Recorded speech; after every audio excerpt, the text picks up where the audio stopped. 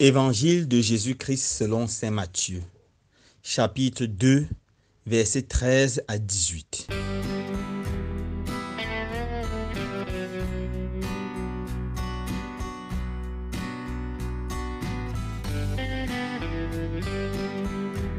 Après le départ des mages, voici que l'ange du Seigneur apparaît en songe à Joseph et lui dit : « Lève-toi, prends l'enfant et sa mère, et fuis en Égypte.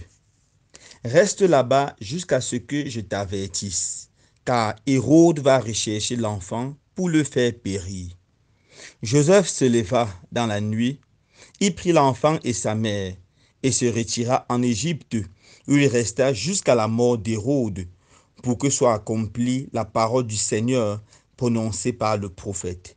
« D'Égypte, j'ai appelé mon fils. » Alors Hérode, voyant que les mages s'étaient moqués de lui, entra dans une violente fureur.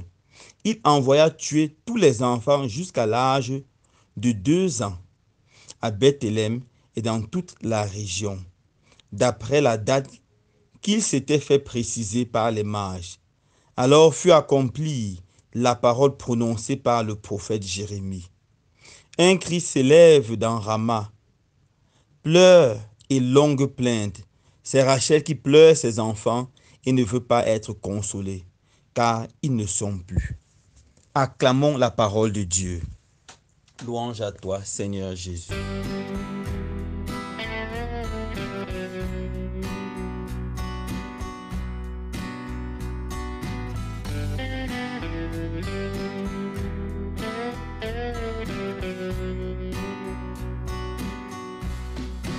Chers frères et sœurs bien-aimés, aujourd'hui, 28 décembre, nous célébrons en communion avec la Sainte Église les Saints Innocents.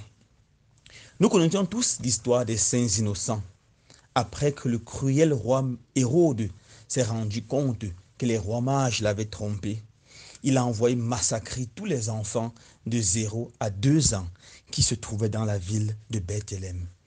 Heureusement pour l'enfant Jésus, l'ange avait prévenu Joseph, et Joseph a pris Marie et l'enfant et se sont enfuis en Égypte. Voilà tous ces enfants innocents qui sont morts et qui sont martyrisés. Je voudrais, pour notre méditation de ce jour, que nous arrêtons rapidement sur 2 personnages, groupes de personnages. Premièrement, Hérode, et deuxièmement, les saints innocents. Nous pouvons être étonnés de nous rendre compte qu'Hérode voulait tellement conserver le pouvoir qu'il a fait tuer une foule d'enfants, tous les enfants de 0 à 2 ans. Et nous pouvons poser cette question, mais quelle est cette maladie du pouvoir que nous trouvons chez certains rois, chez certains présidents, chez certains chefs? Quelle est cette maladie du pouvoir? D'où vient cette maladie du pouvoir? Hérode peut être considéré comme le prototype d'un homme fou, fou du pouvoir. L'histoire nous raconte qu'il ne s'est pas seulement arrêté au martyre, au massacre de ses enfants. Il a fait tuer ses 2 propres enfants. Tout d'abord, il avait une femme qui s'appelait Mariam. Il a soupçonné que Mariam préparait un complot pour le renverser. Juste un soupçon. Il a fait tuer Mariam et sa mère, car elle était très proche de sa mère. Il s'est dit que le complot était fait par les 2. Plus tard, il s'est rendu compte que son fils, Alexandre, avait des ambitions de le succéder. Il a fait tuer son propre fils, Alexandre. Et plus tard, il fera tuer son 2e fils, Aristobulus. Quelque temps avant sa mort, Hérode va faire tuer un autre de ses 3e enfants qui se réjouissait de sa maladie et de sa mort prochaine. En fait, Hérode, après avoir mené cette vie de pouvoir absolu, est tombé gravement malade. Il avait une maladie mystérieuse que personne ne comprenait. Aucun médecin de l'époque ne pouvait savoir. Sa peau pourrissait. Les vers sortaient de tout son corps, spécialement de ses parties intimes. La douleur était terrible. Il puait. C'est comme ça qu'il souffrait. Mais avant de mourir, quand il se rendait compte que la plupart des habitants de la Judée se réjouissaient de sa mort, il a fait arrêter dans toutes les grandes familles, au moins une personne, les a jetés en prison. Il a donné l'ordre à sa sœur Salomé dès que je vais mourir, fais tuer tous ces jeunes hommes qui sont en prison, afin que pendant mon deuil, tout le monde pleure. S'ils ne veulent pas se lamenter sur moi, ils se lamenteront sur les leurs. Heureusement que sa sœur Salomé n'a pas eu le courage d'exécuter cette sentence diabolique. Voilà comment Hérode est mort. Après avoir cherché à s'accaparer du pouvoir, il est mort comme un malpropre. Il est mort comme un pauvre type. Voilà la fin d'un homme méchant. Voilà la fin de Hérode. Auguste César a dit une fois d'Hérode, c'est mieux d'être le porc d'Hérode que d'être l'enfant d'Hérode. Car cet homme est impitoyable. Il n'hésite pas à tuer ses propres enfants pour le pouvoir. Mes frères et sœurs, d'où vient aux hommes la maladie du pouvoir? Pourquoi certaines personnes n'hésitent pas à sacrifier des pays tout entiers, sacrifier des vies tout entières, parce qu'ils veulent rester au pouvoir, se maintenir au pouvoir?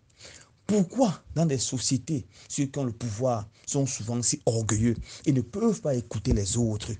Pourquoi le pouvoir fait tant de dégâts? Seigneur Jésus, libère-nous de cet amour fou du pouvoir. Touche et convertis les cœurs de tous ceux qui sont au pouvoir. Que ce soit les rois, les présidents, les ministres, les chefs d'entreprise. Libère l'Église de cet amour du pouvoir, que ça n'entre jamais dans notre Église. Deuxièmement, arrêtons-nous sur les saints innocents. Ces enfants étaient innocents, tout petits.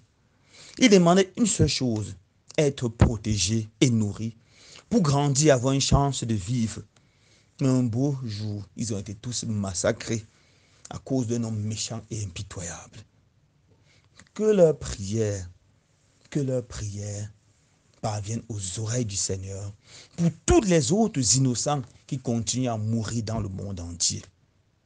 Tellement de guerres dans le monde entier. Souvent, les militaires parlent de dégâts collatéraux. Lorsque des enfants sont tués, des femmes sont massacrées, des maisons sont brûlées, des villages tout entiers sont brûlés. Nous avons connu tellement de drames dans notre pays. Qui pourra oublier Gaboun? Qui pourra oublier tous les autres drames dans le nord-ouest, le sud-ouest, dans l'extrême nord, avec cette secte Boko Haram et dans le monde entier? Non, ce que nous appelons dégâts collatéraux, ce sont les saints innocents, chers aux yeux de Dieu, chers aux yeux de Dieu qui meurent. Et nos prisons alors?